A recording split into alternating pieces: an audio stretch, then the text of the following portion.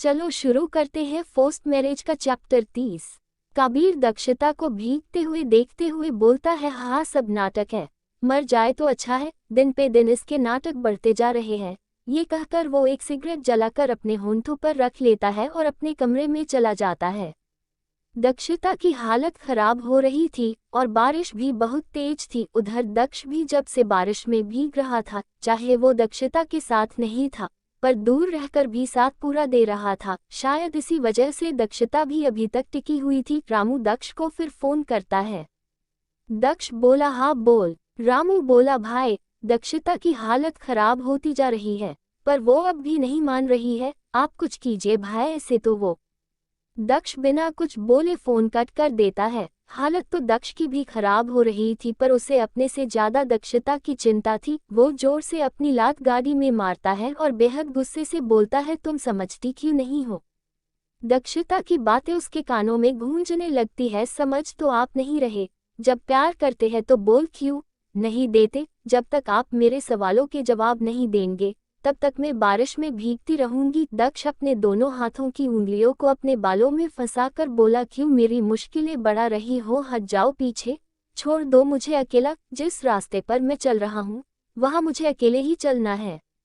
दक्षता बहुत बुरी तरह कांप रही थी। वो मन में बोली, नहीं, अगर पीछे ही हटना होता तो अपने कदम आगे ही नहीं बढ़ाती मैं, और अब तो पीछे हटने का सवाल ही नहीं पैदा होता। बेहद मोहब्बत हो गई है आपसे, बेहद आप आएंगे, आपको आना ही होगा।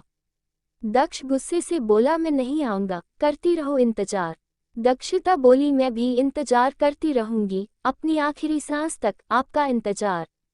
2 घंटे और बीत जाते हैं पर ना तो दक्षता वहां से हिलती है और ना ही दक्ष वापस आता है। कबीर अपने कमरे की खिड़की में से दक्षता को देखता है, जिसकी हालत अब बहुत ज्यादा खराब हो रही थी। दक्षता के कपड़े उसके बदन से चिपक गए थे। उसने अपने दुपट्टे से खुद को कवर कर रखा, लेकिन वो किसी भी वक्त बेहोश होकर गिरने वाली थी। ना तो उसने कल रात से कुछ खाया था, ऊपर से इतनी तेज बारिश में वो कब से भीग रही थी। कबीर बोला, जी में तो आता है कि इसे अभी इसी वक्त एक गोली मार दूं, बाद में साला जो होगा देखा जाएगा। जब से आई है हर रोज इसका कोई ना कोई नया नाटक होता ही है। पहले खुद जाने को बोल रही थी और अब दक्ष यहाँ से जाने को बोल रहा है तो जा नहीं रही है। और ये नया शुरू किया है इसने, प्यार करती हूँ, कोई प्यार व्यार नहीं करती ये दक्ष से। बस ये जिस मकसद से यहाँ आई है उसको पूरा करने के लिए ये बस दक्ष का इस्तेमाल कर रही है, और ये मैं बहुत जल्द साबित कर दूंगा। इसके बाद वो अपने खबरी को फोन करता है। खबरी बोला, जी भाई। कबीर बोला, जिस लड़की की फोटो भेजी थी उसका कुछ पता चला? खबरी बोला, नहीं भाई, मैं पूरी छानबीन।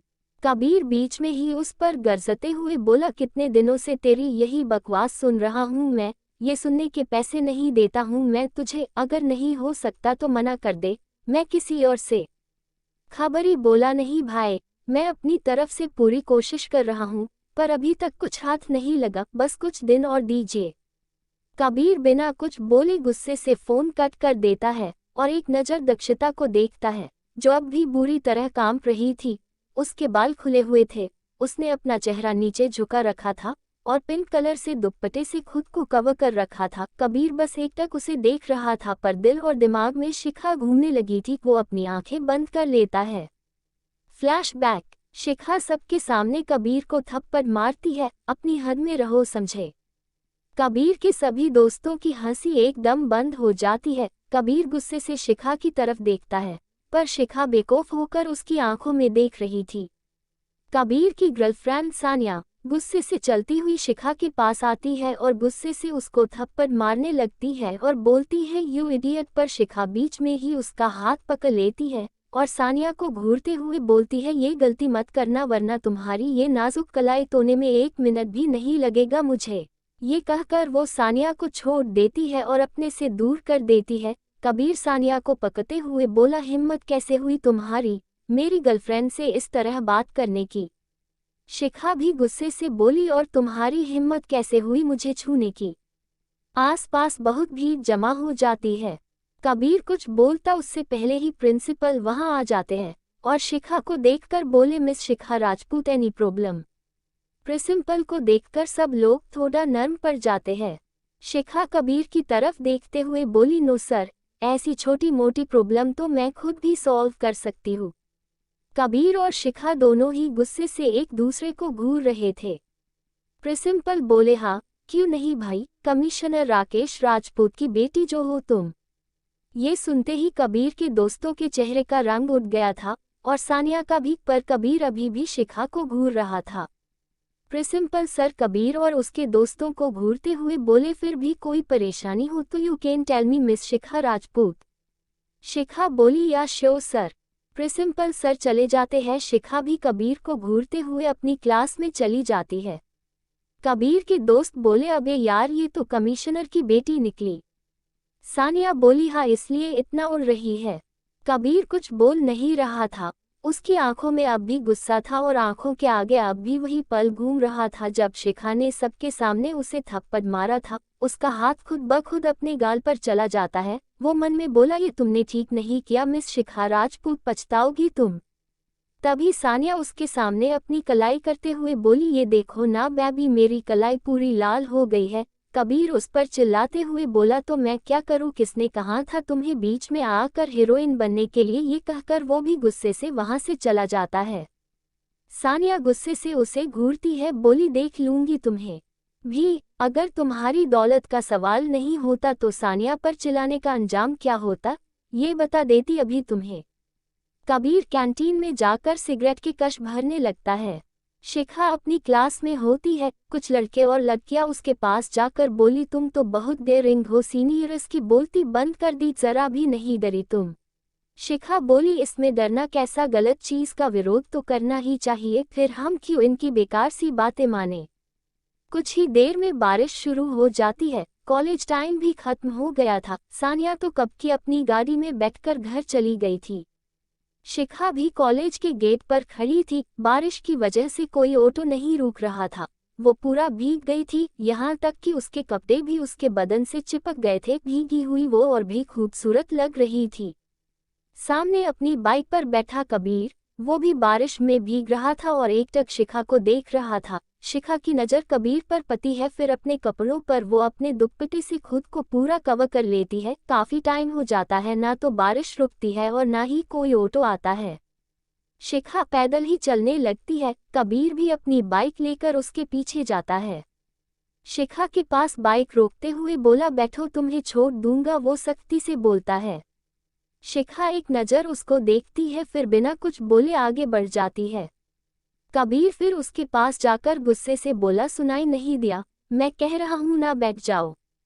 शिखा बोली, तुम्हें मैं पागल लगती हूँ जो तुम्हारे साथ बैठूंगी, नेवर। अभी थोड़ी देर पहले मैंने तुम्हें चांटा मारा और तुम मेरी हेल्प करोगे, तुम ये चालाकी मेरे सामने नहीं चलेगी। ये कहकर वो फिर आगे बढ़ जाती है।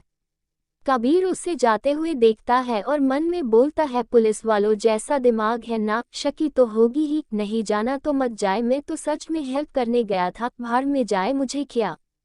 शिखा आगे बढ़ जाती है। ऑटो आता है और वो उसमें बैठकर चली जाती है। कबीर भी अपने घर निकल जाता है और घर पहुंचकर अपने कमरे में जाते हुए बोलता है, सरला आंटी एक कॉफी लाए। वो अपने कमरे में जाकर अपने कपड़े बदलता है और बिस्तर पर गिर जाता है। ख्यालों में बस शिखा घूम रही थी। अचानक ही कबीर उठकर बैठते हुए बोला, उसने मुझे सबके सामने चांटा मारा और मैं उसकी हेल्प करने की सोच रहा था। ये मुझे क्या हुआ था, खैर छोड़ूंगा नहीं मैं तुम्हें मिस राजपूत, बहुत भारी पड़ेगा तुम्हें ये थप्पड़। वो बिस्तर से टेक लगाकर अपनी आंखें बंद कर लेता है। नजर आती है बारिश में भीगती शिखा, जिसने खुद को दुपट्टे से कवर कर रखा था, और उसका वो मासूम सा चेहरा। ओह, वो तो कबीर की आंखों के सामने से हट ही नहीं रहा था। जैसे ही वो अपनी आंखें खोलता है तो नजरें जाती है सामने दक्षिता पर, जो बिल्कुल शिखा की तरह लग रही थी। वैसे ही खुद को दुपट्टे से कवर कर रखा, वैसे ही मासूम सा चेहरा। कबीर तो सब भूल कर बस खो गया था दक्षिता के चेहरे में, क्योंकि उसको दक्षिता में अपनी शिखा नजर आ रही थी। उसका ध्यान जाता है कि दक्षिता अब बेहोश होकर गिरने ही वाली है। इससे पहले कि कबीर कुछ करता, दक्ष एकदम से आकर दक्षिता को थाम लेता है। दक्षिता की आंखें बंद हो रही थी, फिर भी उसने दक्ष को देख लिया था और उसके होंठों पर हल्की सी स्माइल आ जाती है और वो दक्ष की बाहों में झूल जाती है। एक पल के लिए दक्ष भी सब भूलकर उसको बाहों में भर लेता है और उसे कसकर अपने सीने से लगाकर अपनी आंखें भींच लेता है। कबीर जो दक्षिता को बचाने के लिए आगे बढ़ रहा था, दोनों को देखकर उसके कदम वहीं रुक जाते हैं। वो दोनों को एक नज़र देखकर पीछे हो जाता है और मन में बोलता है, हर बार मुझे इसमें अपनी शिखा क्यों नजर आती है। दक्ष दक्षिता को गोद में उठाकर उसके कमरे की तरफ बढ़ते हुए रामू से बोला, डॉक्टर को फोन किया? रामू उसके पीछे जाते हुए बोला, कर दिया है, वो बस आती होंगी। बेहोशी में भी दक्षिता ने कसकर दक्ष की कमीज को पकड़कर रखा था, जैसे अगर उसने उसे छोड़ा तो दक्ष फिर से दूर चला जाएगा। दक्ष उसे कमरे में ले जाकर बेड पर लिटाता है। वो दक्षिता को लिटाकर पीछे होने लगता है, पर हो नहीं पाता क्योंकि दक्षिता ने अब भी कसकर उसकी कमीज को पकड़ रखा था। वो दक्षिता के बेहद करीब था। दक्षिता के कांपते होंठ उसे बेचैन कर रहे थे। वो धीरे से दक्षिता के हाथ से अपनी कमीज को छुड़वाता है और पीछे होने लगता है, पर इस बार दक्षिता कसकर उसका हाथ पकड़ लेती है और बेहोशी में ही बड़बड़ाते हुए बोली, मत जाए मुझसे दूर, मैं नहीं जी पाऊंगी। वो धीरे धीरे और अटकते अटकते बोल रही थी। दक्ष प्यार से उसके माथे पर हाथ फेरता है। जैसे ही वो उसे छूता है, उसे एहसास होता है कि दक्षिता का माथा बहुत तप रहा है। वो रामू पर चिल्लाते हुए बोला, अभी तक डॉक्टर क्यों नहीं आई? इतने में डॉक्टर अंदर आते हुए बोला, सॉरी मिस्टर सिंघानिया, थोड़ी देर हो गई। फिर उसकी नज़र कांपती दक्षिता पर जाती है। वो जल्दी से उसका चेकअप करने लगती है। दक्षिता के गीले कपड़ों को देखकर बोली, मिस्टर सिंघानिया, इनके कपड़े। दक्ष अलमारी की तरफ इशारा करके खुद बाहर चला जाता है। डॉक्टर दक्षिता के कपड़े बदलती है और उसे इंजेक्शन देती है। फिर दक्ष के पास जाकर उससे बोली, लगातार बारिश में भीगने से इन्हें निमोनिया हो गया है और क्या ये ढंग से खाती पीती नहीं है, बहुत कमजोरी है इनकी बॉडी में। फिलहाल मैंने इंजेक्शन दे दिया है, कुछ देर में होश आ जाएगा, बाकी जितना ये आराम करेगी उतना ही इनके लिए अच्छा है। बाकी प्लीज़ इनके खाने पीने का पूरा ध्यान रखिए, मैं कल फिर आऊँगी। ये कहकर वो चली जाती है। दक्ष बहुत ध्यान से उसकी बात सुन रहा था। रामू उसके पास आकर बोला, भाई आप भी कपड़े बदल लीजिए, मैं आपके लिए चाय लाता हूँ। लेकिन दक्ष को इस वक्त बस दक्षिता दिखाई दे रही थी, अपना तो उसे कोई होश ही नहीं था। वो वैसे ही दक्षिता के कमरे की तरफ बढ़ जाता है। अंदर जाकर वो गेट अंदर से बंद कर लेता है। दक्षिता अब भी हल्का हल्का कांप रही थी। दक्ष कमरे में हीटर चालू करता है और अपनी गीली कमीज निकालकर एक तरफ फेंक देता है और खुद जाकर दक्षिता के पास बैठ जाता है और उसकी हथेलियां रगड़ने लगता है। वो बस एकटक दक्षिता का चेहरा देख रहा था। उसे नहीं पता चलता कि कब वो दक्षिता के बेहद करीब आ गया है। वो धीरे धीरे दक्षिता के और भी करीब चला जाता है। दक्षिता का कांपना अभी भी बंद नहीं हुआ था। वो दक्षिता को अपने आगोश में भरकर लेट जाता है और उसे बिल्कुल अपने सीने से सटा लेता है। दक्षिता चाहे बेहोश थी, पर उसे अपने प्यार के करीब होने का एहसास था। वो बेहोशी में ही उसमें सिमटती जा रही थी। आज के लिए इतना ही, मिलते हैं कल नेक्स्ट चैप्टर के साथ। तो क्या अब दक्ष कर लेगा दक्षिता के प्यार को स्वीकार, या इस बार भी हार जाएगा दक्षिता का प्यार? और ये कबीर की शिखा कहाँ है? क्या है कुछ उसका दक्षिता से कनेक्शन? क्या दक्षिता सच में प्यार का नाटक कर रही है? आगे जानने के लिए जुड़े रहे मेरे चैनल के साथ।